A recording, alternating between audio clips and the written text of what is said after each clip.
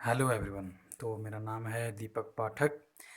मैंने एमकॉम किया हुआ है और यूजीसी नेट क्वालिफाई भी किया हुआ है। तो आज मैं जो वीडियो लेकर के आया हूँ तो ये होगा UGC NET JRF commerce unit 2 accounting and auditing का टॉपिक, जो कि है provision of partnership act if the partnership deed is silent. तो अगर पार्टनरशिप डीड, जो कि मैंने पिछले वीडियो में कवर किया हुआ है, आप उसको देख सकते हैं। तो अगर पार्टनरशिप डीड साइलेंट है, पार्टनरशिप डीड में कोई शर्त मेंशन किया हुआ नहीं है, तो उस कंडीशन में कैसे काम होगा, कैसे रिकॉर्डिंग होगी पार्टनरशिप अकाउंट में। तो वो सारी बातें यहाँ पे पार्टनरशिप एक्ट में जो दी हुई हैं उनको आज हम डिस्कस करेंगे। तो इस वीडियो को देखने से पहले ज़रूरी है कि आप पार्टनरशिप डीड वाला वीडियो ज़रूर देखें, फिर ये वीडियो को आप देखें। तो इस वीडियो में हम लोग कवर करेंगे कि वो सारे प्रोविजंस जो पार्टनरशिप एक्ट में दे रखे हैं, अगर पार्टनरशिप डीड में कोई मेंशन नहीं है, कोई नियम या फिर कोई शर्त, तो उसके जगह पे कौन सा नियम वहाँ पे लगाया जाएगा। तो नियम तो पार्टनरशिप एक्ट का ही लगाया जाएगा, लेकिन वो क्या नियम है जिन्हें हमें लगाना है, उनको यहाँ पे हम डिस्कस करेंगे। तो सबसे पहला जो है प्रॉफिट शेयरिंग रेशियो के विषय में। तो पार्टनरशिप डीड में हम लोग देखे थे काफ़ी सारी चीज़ें मेंशन की हुई होती हैं, और प्रॉफिट शेयरिंग रेशियो वगैरह सारी चीज़ें उसमें लिखी हुई होती हैं कि कैसे प्रॉफिट को बांटना है, कैसे क्या करना है। लेकिन अगर नहीं लिखी हुई हो तो हम कैसे प्रॉफिट को डिस्ट्रीब्यूट करेंगे। तो if the partnership deed is silent about the profit sharing ratio, अगर प्रॉफिट शेयरिंग रेशियो के विषय में पार्टनरशिप डीड में कुछ नहीं लिखा हुआ है, the profits and losses of the firm are to be shared equally by partners, तो फिर सारे पार्टनर्स में प्रॉफिट और लॉस जो है वो इक्वली डिस्ट्रीब्यूट किया जाएगा, irrespective of their capital contribution in the firm. चाहे वो कितना भी कैपिटल लगाए हों, कोई पार्टनर ज़्यादा कैपिटल लगाए, कोई कम कैपिटल लगाए, उससे कोई मतलब नहीं होगा।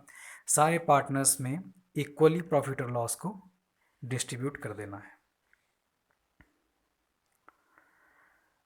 सेकंड है interest on capital. Interest on capital के विषय में अगर कोई बात मेंशन किया हुआ नहीं है पार्टनरशिप डीड में, तो फिर no partner is entitled to claim any interest on the amount of capital contributed by him in the firm as a matter of right. तो अगर कोई मेंशन नहीं है कुछ भी पार्टनरशिप डीड में, तो फिर कोई भी पार्टनर जो है उसको कैपिटल पर इंटरेस्ट क्लेम करने का अधिकार नहीं होगा। However interest can be allowed when it is expressly agreed by the partners, अगर पार्टनर्स एग्री कर जाए तो इंटरेस्ट दिया जा सकता है। Thus no interest on capital is payable if the partnership deed is silent on this issue, लेकिन partnership deed अगर साइलेंट है तो फिर इंटरेस्ट कैपिटल पे कोई भी तरह का इंटरेस्ट नहीं दिया जाएगा। फिर आता है इंटरेस्ट ऑन ड्राइंग। तो no interest is to be charge on the drawing made by the partners if there is no mention in the deed. तो अगर डीड में कोई मेंशन नहीं किया हुआ है किसी भी तरह का कोई बात, तो फिर इंटरेस्ट ऑन ड्राइंग भी चार्ज नहीं किया जाएगा। अगर कोई पार्टनर ने कुछ ड्रॉ किया है बिजनेस से, तो फिर उसके ऊपर कोई इंटरेस्ट नहीं लगेगा, क्योंकि उसके विषय में पार्टनरशिप डीड में कोई बात नहीं लिखा हुआ है। नेक्स्ट है इंटरेस्ट ऑन लोन। तो if any partner has advanced loan to the firm for the purpose of business, अगर किसी पार्टनर ने फर्म को लोन के रूप में कुछ पैसा दिया हुआ है, तो he or she shall be entitled to get an interest on the loan amount at the rate of 6% per annum. तो उनको 6% पर एनम, 6% सालाना के हिसाब से उनको ब्याज दिया जाएगा। अगर किसी पार्टनर ने बिजनेस को लोन के रूप में कोई रकम दी हुई है, तो उस पार्टनर को इंटरेस्ट ऑन लोन बोल करके 6% प्रति साल के हिसाब से, सालाना के हिसाब से उसको दिया जाएगा। अगर पार्टनरशिप डीड में कोई मेंशन किया हुआ है परसेंटेज, तब तो उस परसेंटेज के अनुसार ही उसको पेमेंट करना है। लेकिन अगर कोई परसेंट वगैरह मेंशन नहीं किया हुआ है पार्टनरशिप डीड में, तो फिर 6% पर एनम के हिसाब से पेमेंट होगा। Remuneration for firms work, firm के काम के लिए पारिश्रमिक।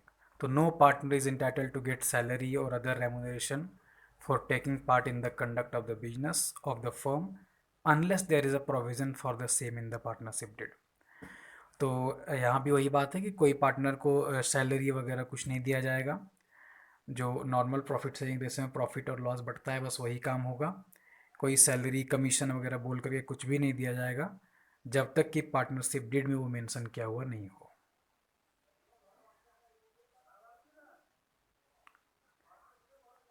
तो apart from all this the Indian partnership act specifies that subject to contract between partners. तो इसके अलावा इंडियन पार्टनरशिप एक्ट जो है कुछ और स्पेसिफिक रूल्स को बता रहा है जो कि सब्जेक्ट टू कॉन्ट्रैक्ट है बिटवीन पार्टनर्स। तो if a partner derives any profit for him or herself from any transaction of the firm or from the use of the property or business connection of the firm or the firm name, he or she shall account for the profit and pay it to the firm।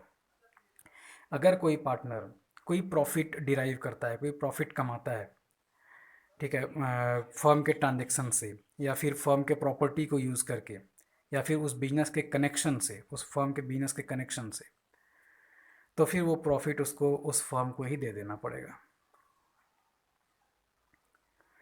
Second है कि if a partner carried on any business of the same nature and competing with that of the firm, he or she shall account for and pay to the firm all profit made by him or her in that business.